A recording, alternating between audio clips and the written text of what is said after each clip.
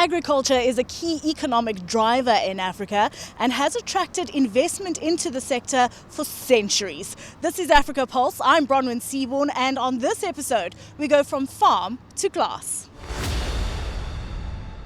This is Simmelkrans Farm in the Western Cape of South Africa. It's home to over 800 cows, and they produce 14,000 litres of milk a day. And the world's biggest food producer, Nestlé, sources some of its milk from here for local production. And joining me to unpack more of the detail is Hoven Meyer from Nestlé. Hoven, thanks so much for your time today. So we're going to describe this operation as a low carbon production. Give us some insight into what makes Simmelkrans low carbon. Yeah, thank you, Ronan. So we're working through the two pathway system. The one side, we want to reduce our emissions coming from the cows, the methane, the fossil energy being used, and there we're looking at lower the chemical fertilizers that been used on the farm. So we lower the emissions with different interventions like manure press, organic fertilizer, soil corrections, multi-species pastures, and on the other side, we work on the sequestration side, building the soil, building soil health, building more carbon into the soil and sequestrate carbon dioxide from the atmosphere. And the one is actually playing off against the others. But it's not a quick process, it's a journey. As I'm always saying, this is not a sprint, it's a marathon. If it's a marathon, there must be some great benefits to it, not only from a sustainability perspective, but from a business perspective as well, right? Yeah. Now, from a business perspective, in this very farm, we've seen how we've dropped in the number of nitrogen that's been applied on the pastures. And that's been considerably dropped down to a very low number, because of the soil structure that's been improved and organic fertilizer that we brought into place, as well as the pH level of the soils. This is a family-owned business here that Nestlé has a deal with. Is that indicative of how Nestlé operates when you move into areas, not only in South Africa, but on the continent as well, making use of local talent to support local production? Absolutely. So Nestlé is a global milk processor, and we're sourcing milk directly from farmers in 31 different countries. And here in South Africa, we've got dedicated farmers supplying their milk to Nestlé. And we're not only sourcing the milk, we also get involved in practices of more sustainability practices on the farm, like on this farm. But it's not only on the Simmelkrans farm that we're doing it, we're rolling it out to each and every one of our other farms as well to make it more sustainable. Hoven, thanks so much for your time today. Hoven Meyer is from Nestlé, and we're going from the farm to the factory, so we'll catch you on that side. This is Nestlé's factory in Mossel Bay, South Africa, and here they take the milk from the farm that we've just been to. They put it into a powder form and package it so that it can go into a glass at the end stage when a consumer buys it. And to talk about that process and what this factory means for the Nestlé business, I'm joined by Takudzwa Mupfurutsa, Business Executive Officer for Dairy here at Nestlé. Takudzwa, thanks so much for joining us here. So a big focus at the farm was on sustainability. How do you take that concept from the farm and now implement it here at the factory? Thank you very much for having me, Bronwyn, and it's great to have you here in our factory in Mossel Bay.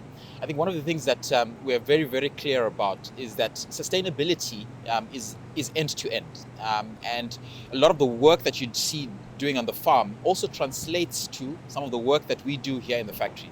So, for example, we look at how we address issues on sustainability related to packaging, related to the energy that we use, related to some of the products that we use to clean our factories, etc. So there's quite a lot that we do across the value chain, and all of those interventions in a bid to reduce our carbon footprint and our emissions into the planet, basically.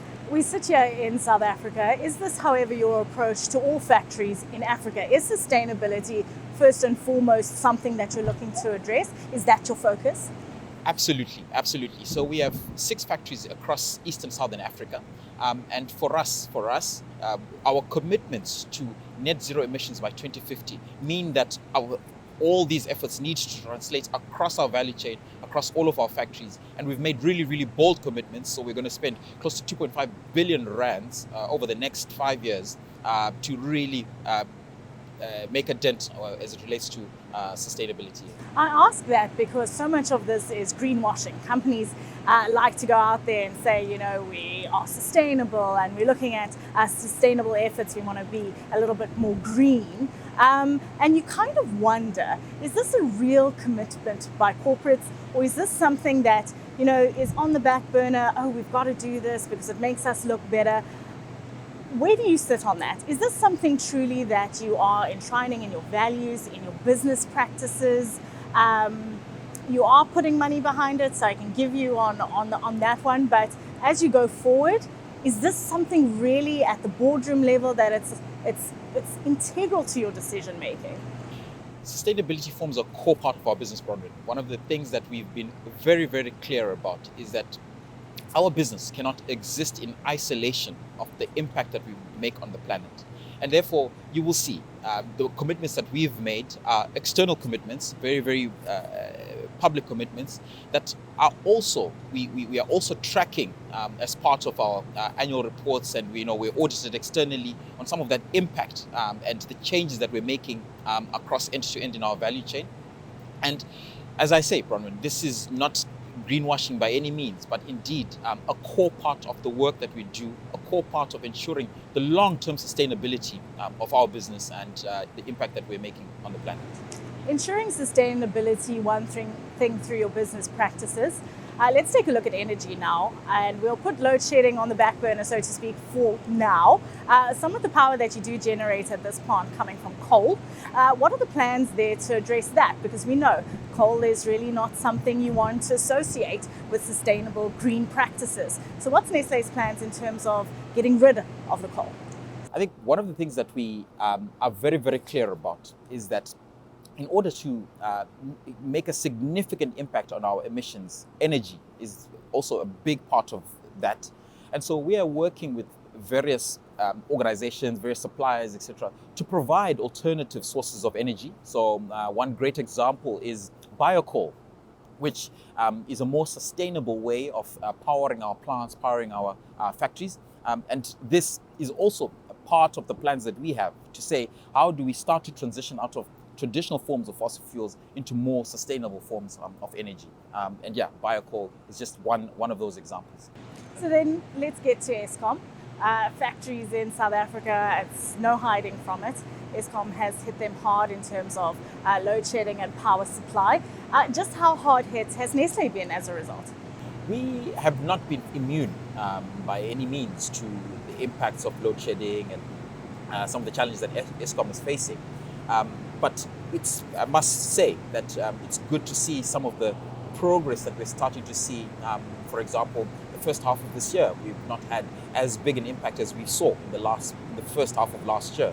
And this has had a positive benefit to the business, ultimately allowing us to deliver more cost-efficient products to our consumers and cushion our consumers from some of the financial constraints that they face. Along with load shedding or power supply issues, there's also congestion at our ports, which can hit companies quite hard. I know that you import a couple of things in order to make the products here, and definitely you're exporting to the rest of Africa through our South African ports. Are you frustrated by what's playing out at the moment? I mean, you hamstrung by load shedding to an extent, and now the port issue comes along? I mean, you're right, Bronwyn. I think we cannot hide away from the fact that this has had an impact on our business. But ultimately, as I said, I think similar to the challenge that we see on Eskom, we're starting to see positive improvements, and the government is working really, really hard to support business, get all of our ports running again, and this we can only applaud. I think, yeah. When you go back to your parent company and you say, this is the market I'm dealing with, and these are the issues I'm dealing with, is it a hard sell at the moment to say, now we need, as you mentioned, 2.5 billion rand to invest in sustainability operations? It's nevertheless putting capital into a market that has these challenges. Is it a hard sell to your parent company? It probably was in the beginning just hard to understand some of these challenges. I take load shedding as a great example. I think if you're living in many other parts of the world, this is a very, very foreign concept. But I think as it relates to the support that we get from our parent company, I think there is better understanding of some of those challenges. And yeah, the group has really lent in to really support the long-term sustainability of our business. Broadly, when it comes to things like sustainability, I think this is a very global commitment. So it's nothing that we've done on our own, but it's something that has really come from the parent company to say we need to be more future focused on sustainability, and therefore all of the interventions that we make and some of the areas where we are leading on sustainability are well applauded by the group, well funded and very, very well supported by the group. So then as we look forward, sustainability, definitely an approach that you are using not only here in South Africa, but into Africa as well. What can we look forward to in the East and Southern African region for Nestlé in the 10 years to come? Where are you guys going? Without letting the cat out of the bag, as it were, I think there's what you can really look forward to is more innovation coming into the marketplace, more investments into some of our growth markets. I think, you know this, Bronwyn. We take care of 23 countries out of South Africa. And it is critically important that in order to grow our business, that we are very focused about where we want to put those investments, what parts of our business we want to grow.